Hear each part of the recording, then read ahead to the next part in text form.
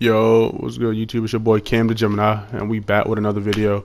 All right, we got some new news released for 2K22. We're gonna jump straight into it, but right before we do, I just wanna let y'all know that in the description, I'm gonna have some steps and links to my next giveaway. We almost at 4K subs. We didn't hit it yet, but I mean we're close enough. I think like 500 subs off. Doing a 2K22 giveaway. All you gotta do is follow the directions in my description and you're good to go pretty much. I will be choosing the winner on September the 6th, probably around noon. I'll upload a video showing who won. That's going to be one winner for 2K22. I don't know if I'm going to do the standard edition or the legend edition, but I will email you and let you know personally which edition you will be receiving if you win. Other than that, GG's, good luck, and enjoy this news. I know you want to learn more about NBA 2K22, so here to talk about it is the source himself, gameplay director Mike Wang. Welcome again to 2K TV. Always a pleasure having you on. It's a great pleasure being here again, Alexis. How are you doing? I'm doing so well. So we're getting close to launch time, and you've released some details on your blog and social media. So tell us what's going on with NBA 2K22 that you can share with us. Oh, wow. There's so many things to share, Alexis. And the city got a big rework. On Gen 4, there's a cruise boat. It's crazy. There's just so much going on with gameplay, an all-new defensive mechanic system that feels way better to me. It's a lot more fun, a lot more competitive. And just across the board, so many areas were touched. So I don't know where we want to start, but let's talk about some gameplay maybe.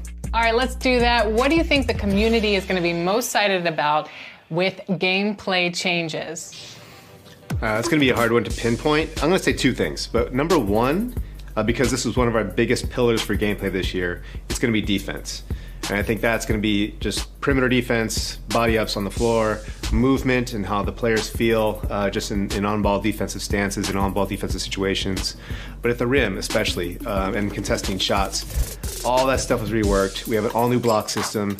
It just feels much more rewarding on the defensive end of the floor, just making plays and getting stops. So I think that's going to be the most exciting thing for our community because it's just a much more balanced game and a much more fun game to play. And the second thing I'm going to say is, because this is one of my personal favorites, is going to be dribbling. I think that just all the stuff we've added there with the new combos and the new signature moves, which is going to be a lot of fun. So if you're a dribble guy, a dribble head, you're going to have a lot to work with this year. What is Mike Wang most excited about with 2K22 gameplay? Yeah, and that's, you know, I think just what I alluded to is just the game feels way more balanced, and it makes more sense just in terms of how we're rewarding players if they are doing the right thing on the court. I know it sounds really general and really basic, but a lot of times in the past, you know, sometimes you'd make the right play or do the right thing, but you weren't always rewarded for it. And if we're in 2K22, I feel like that's it's much more just a one-to-one. If you make the right play, you get rewarded. You get the right stops or you score. So just shooting open shots, taking high IQ shots, much more rewarded. It just feels way better to make the right play, get open, knock down those open jumpers. They're so much fun to play with. And Luka too, right? We brought in Luka from OCAP and he gave us his patented step back jumper and his moves, and so the nicest guy and super funny, just a pleasure to work with. So we're so excited that he's our cover guy this year. And that's awesome. Can you tell us a little bit more about Seasons? Yeah, so Seasons is going to be, you know, we've had it in the past with my team. And the goal that Eric Benish wanted this year was to really extend the seasons across the entire game. So I'll speak to gameplay because that's my area. What we're doing with Seasons is we're going to try and release content throughout the entire year. So, you know, on day one, we've usually just thrown all the animations at you, all the signature moves and shots and everything. But we're going to try and roll that out across the year just to kind of change the meta up a little bit, give people something to look forward to. And it's really going to, I think, just prolong the life of the game and make people just excited to try new things as the year goes on. Mike, I know that a lot of players love making the dominant archetypes of NBA 2K and NBA 2K21. It seemed like it was the power forward. So Mike, what do you think the dominant archetype will be for NBA 2K22? That's a good question, because that's something that we're always trying to balance and tune, because we don't really want there to be one dominant archetype, right?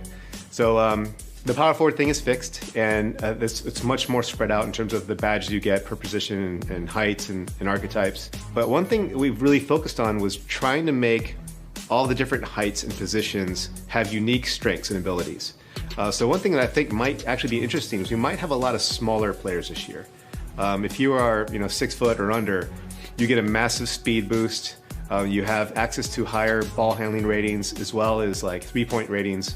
So a lot of people might gravitate toward that direction this year. Having said that, in our online test here internally, we've got a guy who plays as like a 7-foot center every single time, and he is so dominant in our games. So, I think it's a good mix, because I think you're going to have people who want to be kind of that in the middle road, small forward, power forward, and still kind of do it all. But you might see some players gravitate toward like point guards, small point guards even, and then like big centers, and hopefully we have the whole gambit covered and it's a much more balanced experience overall.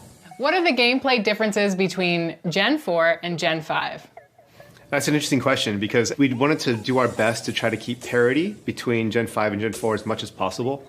So all the stuff that I mentioned before, like the dribble moves and combos, all that's going for both gens.